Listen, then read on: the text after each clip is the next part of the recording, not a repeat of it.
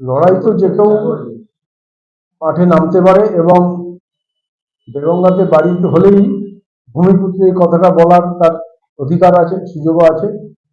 কিন্তু দেখতে হবে কে কোন দলের থেকে লড়ছে এবং তার ব্যাকগ্রাউন্ড কি আছে। আজকে পার্থ চ্যাটার্জি মন্ত্রী ছিল, ফিরাদ হাকিমও মন্ত্রী ছিল, আছে, মদন মিত্রও মন্ত্রী ছিল, তারপরে সে এমএলএ ছিল, অনুব্রত মণ্ডলও ভূমিপুত্র হয়ে দলের শীর্ষস্থানে বসে পার্টি চালিয়েছে। কার অ্যাক্টিভিটি কি আছে, তার সমাজের উপর কতটা দায়বদ্ধতা আছে এবং তার ভাবনা কি আছে, সেটা বিচার করলেই সমস্ত সমস্ত প্রশ্নের উত্তর আমরা পেয়ে যাব। তৃণমূল কংগ্রেস প্রার্থী আনিসুর রহমান বিদেশ তিনি বলছেন এবার দেগঙ্গা বিধানসভায় শান্তিপূর্ণ ভোট হবে। আপনার সঙ্গে সাক্ষাৎও করেছেন, কি বলবেন? শান্তিপূর্ণ ভোট হবে, ওই যে কথাই বলে না, গুতোয় না পড়লে বিড়াল গাছে ওঠে না। শান্তিপূর্ণ ভোট হবে এটা বুঝে গেছে যে কোনো বাঘেরই আর হালুম করা চলবে না, একদম বিড়াল বনে যাবে। সেন্ট্রাল ফোর্সের যা মুভমেন্ট আছে, সেই মুভমেন্টে ইতিমধ্যে যারা মস্তানি করতে, ভোট ছিনতাই করতে, ব্যালট বক্স লুট করতে একদম সিদ্ধহস্ত ছিল, তারা বুঝে গেছে এবং ইতিমধ্যে সব থানায় থানায় নোটিশ এসে গেছে। যারা বিভিন্ন সময় নাম করা দাগি আসামি এবং ভোটের যুদ্ধে যারা শাসক দলের বৈতরণী পার করার জন্য নিজেদের জীবন বাজি রাখে, তাদেরকে সবাইকে ধরে গ্যারেজ করে দেওয়ার জন্য অর্ডার আছে। এর আগেও সেন্ট্রাল ফোর্স দিয়ে ভোট করানো হয়েছে, তারপরেও ভোট লুট করা রোখা যায়নি, কি বলবেন? সেন্ট্রাল ফোর্স আসার পরে সেইগুলোকে কাজে লাগানো হয়নি। ডিএম এসপিরা তাদের বিপথে চালিত করেছে এবং তারা যে টাইমে এসছে নিজেরা রুট ম্যাপিং করার যে ব্যাপারটা সেটাও তারা করে উঠতে পারেনি এবং যথেষ্ট পরিমাণে এই আধিকারিকরা তৃণমূলের নির্দেশে তাদেরকে পরিচালনা করেনি এবং তারা পরিচালিত হয়েছিল ভুল পথে, যার জন্য সেন্ট্রাল ফোর্স এসেও কোনো কাজ করতে পারেনি। আপনারা দাবি করেছিলেন মৃত ভোটার এবং স্থানীয় ভোটারদের যারা আছে তাদের নামে ছাপ্পা ভোট দিয়ে তৃণমূল জিতত। এবারে এসআইআর এর মৃত ভোটার বাদ দিয়েছে, স্থানীয় মৃত ভোটারও বাদ দিয়েছে। জেতার আশা তো 100 ভাগ করছি। মৃত ভোটার দীর্ঘ কয়েক দশক ধরে ভোটার লিস্টের সংশোধন হয়নি। এসআইআর করে তৃণমূলের যে সরকার, তার সমস্ত টিম এবং মুখ্যমন্ত্রী নিজে ময়দানে নেমে যেভাবে মানুষকে বিভ্রান্ত করেছে এবং নির্বাচন কমিশনের উপর যেভাবে বিষাদগার করেছে, আমরা এর তীব্র বিরোধিতা করি এবং ধিক্কার জানাই মুখ্যমন্ত্রীকে। সেই সঙ্গে সঙ্গে এসআইআর বিজেপি এসে তৈরি করেনি।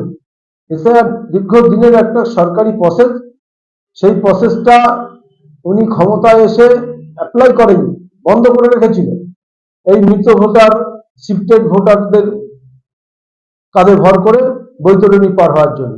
সেটা বিজেপি, সেন্ট্রাল গভর্নমেন্ট বা মেনলি নির্বাচন কমিশন সেই এসআইআরটাকে ইমপ্লিমেন্ট করেছে মাত্র।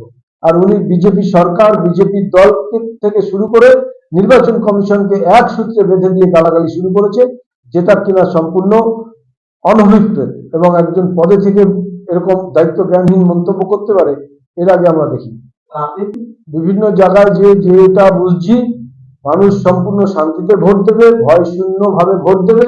এক্ষুনি যেখানে প্রচারে গেছিলাম সেখানকার মানুষও এবার স্বতঃস্ফূর্ত ভাবে ভোট দেবে এবং শান্তিতে ভোট দিতে পারবে, এটা ব্যক্ত করছে। এবং যারা বিভিন্ন প্ররোচনায় পড়ে বা সন্ত্রাসের সম্মুখীন হয়ে বিজেপিকে কোনোদিন ভোট দেয়নি, তারাও বিজেপিকে ভোট দেবে এবার। অন্যান্য রাজ্যে যেখানে জিতে আছে, বিভিন্ন আসন জিতেছে, সেখানে মুসলিম অধ্যুষিত হওয়ার পরেও বিজেপি আসন জিতেছে। বাংলায় বিজেপি মুসলমান সম্প্রদায়ের মানুষের ভোটের উপর প্রভাব ফেলতে পারেনি, তার কারণ আগে বামফ্রন্ট বিজেপির জুজু দেখিয়ে মুসলমান সম্প্রদায়ের মানুষকে দূরে সরিয়ে রেখেছিল। এখন তৃণমূল কংগ্রেস মুসলমান সম্প্রদায়ের সব থেকে বড় বন্ধু সাজার চেষ্টা করছে, বলছে তাদের 90% কাজ হয়ে গেছে। শুধু তাই নয়, বিভিন্ন উস্কানিমূলক কথা বলে তাদেরকে বিপথে চালিত করে এমন একটা পরিস্থিতি তৈরি করছে যাতে পশ্চিমবঙ্গের শান্তির পরিবেশ বিঘ্নিত হয়। এটা মুসলিম সমাজও বুঝতে শিখেছে বা বোঝার চেষ্টা করছে। আমরা আশা রাখি মুসলিম সম্প্রদায়ের মধ্যেও যে সুবুদ্ধি সম্পন্ন মানুষগুলো আছে তারা এবার বিজেপিকে ভোট দেবে। লালু প্রসাদ যাদব যখন মুখ্যমন্ত্রী ছিল, পশু খাদ্য কেলেঙ্কারিতে যখন তাকে উপেন বিশ্বাস এবং তার দল বা সিবিআই অ্যারেস্ট করেছিল, সেই সময় বিহারের আপামর জনসাধারণ একটা বড় অংশ যারা জেডিইউ করত, তারা মাস পিটিশন দিয়েছিল হাইকোর্টে যে লালু প্রসাদ যাদব ভালো লোক, ওকে ছেড়ে দেওয়া হবে। তা মুখ্যমন্ত্রীকেও এখন সেটাই করতে হবে, তৃণমূলের সমর্থকদের দিয়ে মাস পিটিশন করাতে হবে যে আমাদের তৃণমূলের মুখ্যমন্ত্রী সব চোরেদের জন্যই পুলিশ, সিবিআই, ইডি ব্যবস্থাপনা। চোরেদের ধরতে যদি ইডি যায়, শাহজাহানকে ধরতে যদি ইডি যায়, ইডি আক্রান্ত হয়। রাজীব কুমার তথ্য লোপাট করে ফেলেছিল, সেই জন্য রাজীব কুমারকে জিজ্ঞাসাবাদ করতে গেলে তার বাড়িতে যদি ইডি সিবিআই যায়, মমতা ব্যানার্জি ধর্নায় বসে।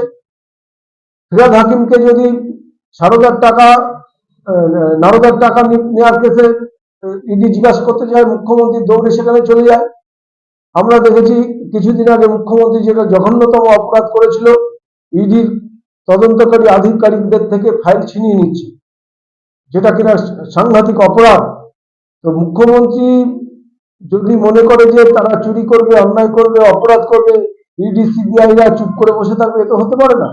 আর এসআইআর একটা সরকারি প্রসেস, এই এসআইআর করে আমরা ভোটে জিতব, মুখ্যমন্ত্রী যেটা বলছে, উনি এসআইআরটা কেন করেনি, প্রায় 2 দশক ধরে বন্ধ রেখে দিয়েছে এবং বারবার নির্বাচন কমিশন এসআইআর এর কাজ নির্দিষ্ট সময় সম্পূর্ণ করার জন্য যে ম্যান পাওয়ার চেয়েছিল, সেই ম্যান পাওয়ার কেন দেয়নি আজকে, যার জন্য ভোট ডিক্লেয়ার হয়ে গেছে, নমিনেশন পর্ব শেষ হতে চলেছে, এখনো অনেক মানুষ দৌড়ে বেড়াচ্ছে, তাদের নাম কাটা গেছে বা নাম ঝুলে আছে, সেগুলো সম্পূর্ণ করা যায়নি।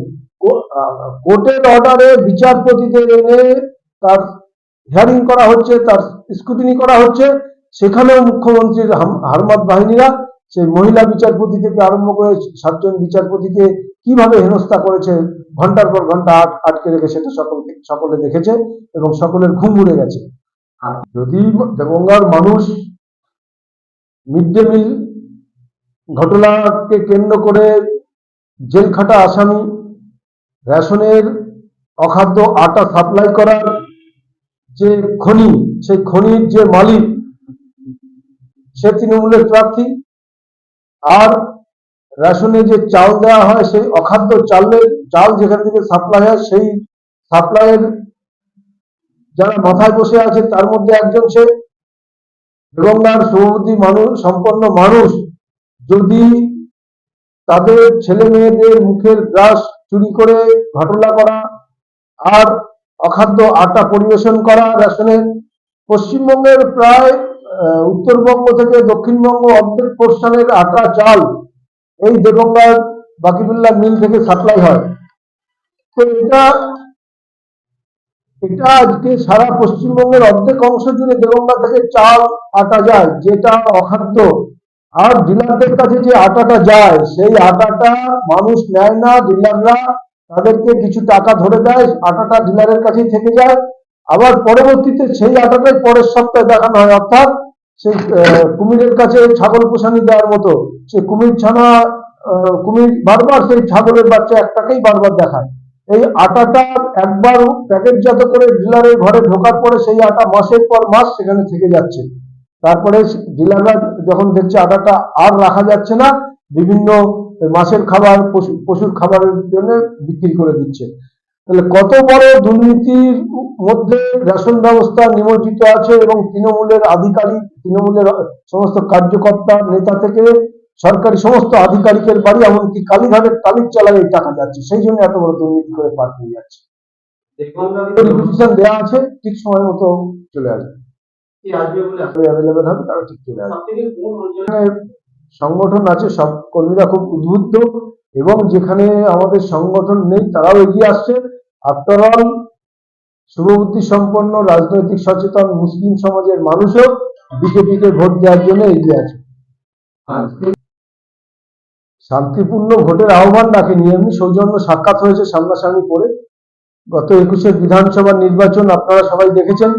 আমাদের এজেন্টদের বিরোধী দলের বিভিন্ন এজেন্টকে বিভিন্ন বুথ থেকে মেরে কিভাবে বের করে দেওয়া হচ্ছে এবং বিজেপির অনেক কার্যকর্তার বাড়ি ভাঙচুর এবং দোকান লুটপাট, বাড়ির সম্পত্তি লুটপাট করেছিল জয়লাভের পর, অর্থাৎ 2রা মের পর। আমরা সেটা ভুলিনি এবং সেই কর্মীরা মানে বুকের ভিতরে রক্ত দিয়ে সেই নামগুলো লিখে রেখেছে কারা কারা করেছে, অভিযোগ করার পরে কোনো ব্যবস্থা হয়নি। সে কথা আমরা ভুলিনি এবং মনে রাখবো, রাজনৈতিক ক্ষেত্রে মনে রাখবো। হ্যাঁ,